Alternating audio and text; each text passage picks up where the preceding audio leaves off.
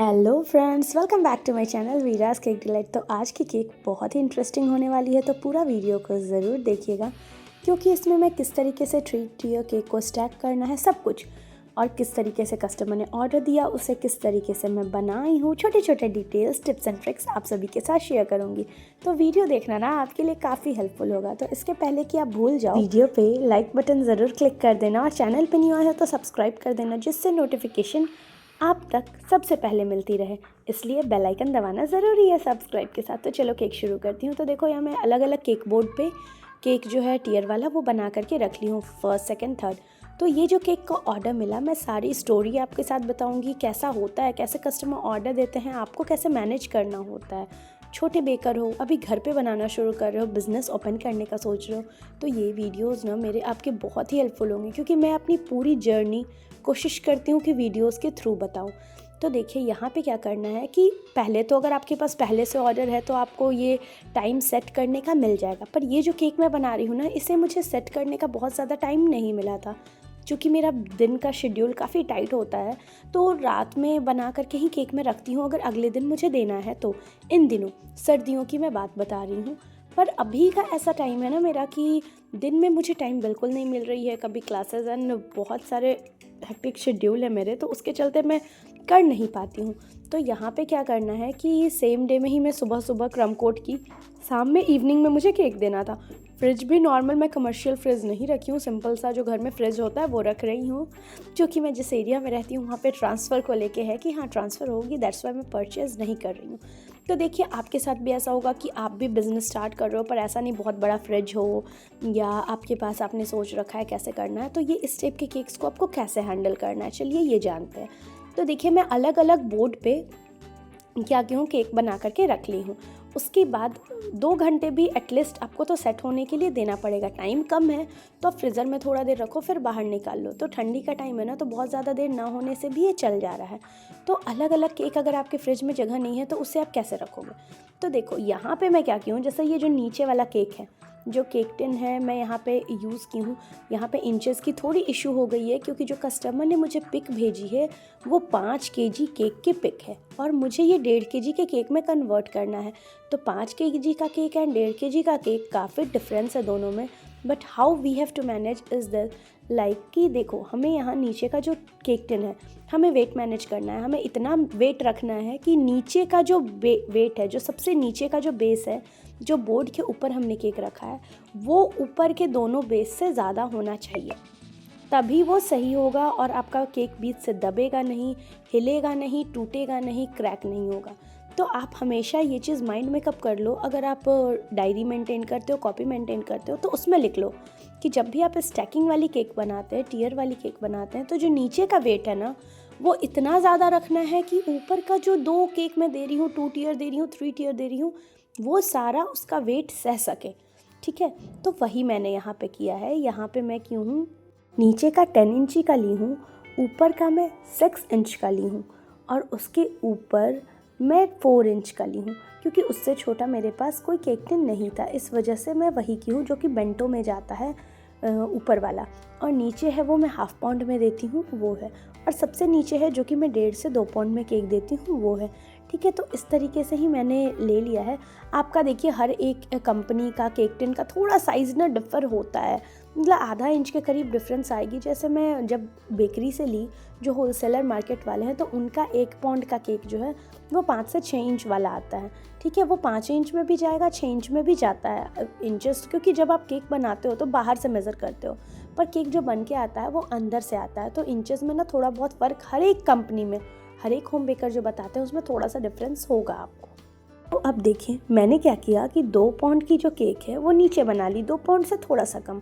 आप एक approx measurement ले लो, प्रीमिक्स बना के करते हो तो प्रीमिक्स बना लो और उसे अलग से रख दो, और फिर जो मेज़रिंग कप है आपका, उससे आप मेज़रिंग कप से ले करके बना सकते हैं। तो नीचे 2 पाउंड, ऊपर में मैं जो की हूँ वो 1 पाउंड से थोड़ा सा मतलब कम है, और उसके ऊपर जो की हूँ वो आधा पाउंड से थोड़ा सा ज़्यादा है। तो देखिए मेरा मतलब 1.5 पाउंड ही आया, ऊपर का वेट 1.5 पाउंड से भी थोड़ा कम है और नीचे 2 पाउंड से ज़्यादा है। तो देखिए नीचे जो 2 पाउंड हुआ यानी कि 1 केजी, तो 1 केजी से थोड़ा सा कम और ऊपर में आधा केजी से थोड़ा ज़्यादा, मतलब 1 पाउंड, एक आधा पाउंड और एक उससे छोटा, तो 1.5 केजी से 1 केजी 800 ग्राम तक का केक बनेगा।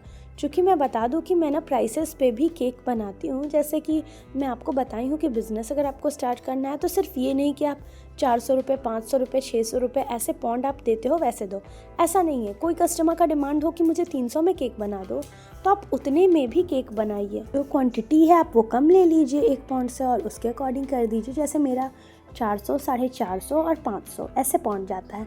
तो हर रेट का केक मैं कैसे बनाती हूँ उसका मैं शॉर्ट्स में वीडियो डालूँगी, वो आप देखना, आपके लिए हेल्पफुल होगा। फिर देखिए यहाँ मैं रोज़ बना करके ऊपर में प्लेस कर दी हूँ। तो जो कस्टमर का रेफरेंस पिक है मैं आपको दिखाऊंगी कि कैसा कस्टमर ने मुझे पिक दिया था, और जो पिक था वो 5 केजी का पिक था। 5 केजी यानी कि 10 पाउंड का केक। तो 10 पाउंड के केक को अगर आप कोशिश कीजिएगा कि 3-3.5 पाउंड में कन्वर्ट करिए तो काफ़ी ह्यूज डिफरेंस होता है। तो वैसे में ना केक टिन का सिलेक्शन करना भी मुश्किल होता है। अगर मैं नीचे का बेस और बड़ा बना देती, देखिए यहाँ पे ना मैं नीचे का और चौड़ा करके बीच वाला थोड़ा और बड़ा करके ऊपर का इतना ही रहने देती, क्योंकि सबसे छोटा केक टिन है ये जो टॉप वाला मैं बनाई हूँ ना, इतना छोटा रहता है केक टिन, उससे पतला उससे छोटा नहीं है मेरे पास केक टिन।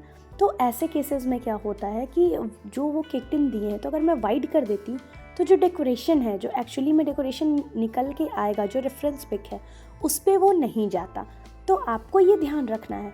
अभी जैसे कुछ लोग हैं जो वो कहेंगे, हाँ जो मतलब एक्सपर्ट बेकर हैं, या फिर कुछ लोग ऐसे कमेंट कर सकते हैं कि अरे आपने केक टिन का सिलेक्शन सही नहीं किया है। तो देखिए हर एक चीज़ हमें देखना होता है, हमें समझ में आती है कि कैसे करना है कि हाँ वो टियर दिखे। पर यहाँ पे टियर मुझे दिखाने के लिए ना वो ऑटोमेटिक यही केक टिन बचा। अगर मैं ज़्यादा वाइड ले लेती नीचे का बेस, तो वो वाइड लेने से क्या होता कि जो डेकोरेशन है वो मैं निकल के नहीं आ पाता, जो रेफरेंस पिक मिला है मैं उसके अकॉर्डिंग नहीं कर पाती।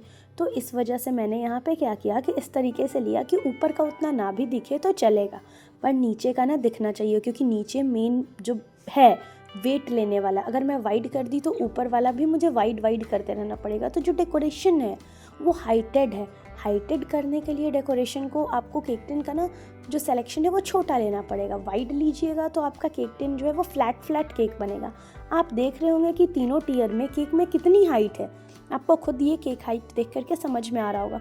तो कभी भी आपको हाइटेड केक बनाना है ना, तो थोड़ा सा आप जो चौड़ाई है केक का वो कम रहे, हाइट ज़्यादा देने की कोशिश कीजिए, ठीक है। तो केक टिन छोटा लीजिए तो ऑटोमेटिक हाइट आ जाएगी। फिर जो रिबन था केक में लगा हुआ, रेफरेंस पिक मैं बता रही हूँ आपको, मैं दिखाऊंगी तो आप ध्यान से देखिएगा वीडियो। तो वो रिबन मैं लगा दी हूँ, तो यहाँ पर्पल पिंक टाइप का रिबन था। अब आती है बात कि क्या अगर ज़रूरी तो नहीं कि हम बिज़नेस स्टार्ट किए हैं, रेफरेंस पिक कस्टमर मुझे दे तो सारा कुछ मेरे पास हो ही। एग्जैक्टली, बात तो सही है। तो इस केसेस में क्या क्या आप नहीं कर सकते हैं वो आपको कस्टमर को बताना है। मैं कोशिश करती हूँ कि हर टाइप के केक्स आपके लिए लाऊं। तो सपोज़ दैट कस्टमर ने ये रेफरेंस पिक दिया, आपके पास नहीं है, तो यहाँ पे सबसे पहले तो आप फ़ोटो को एनालाइज़ कीजिए कि हाँ मेरे पास इस केक में जो मटेरियल लगे हैं उसमें क्या क्या मेरे पास नहीं है। ये रिबन नहीं है, मेरे पास था तो मैंने ओके बोल दिया। आपके पास नहीं है तो आप बोल दीजिए कि ये नीचे का जो रिबन है वो मेरे पास नहीं है। तो यहाँ पे आप क्या कर सकते हो, पूरे केक को फिनिशिंग दे दीजिए।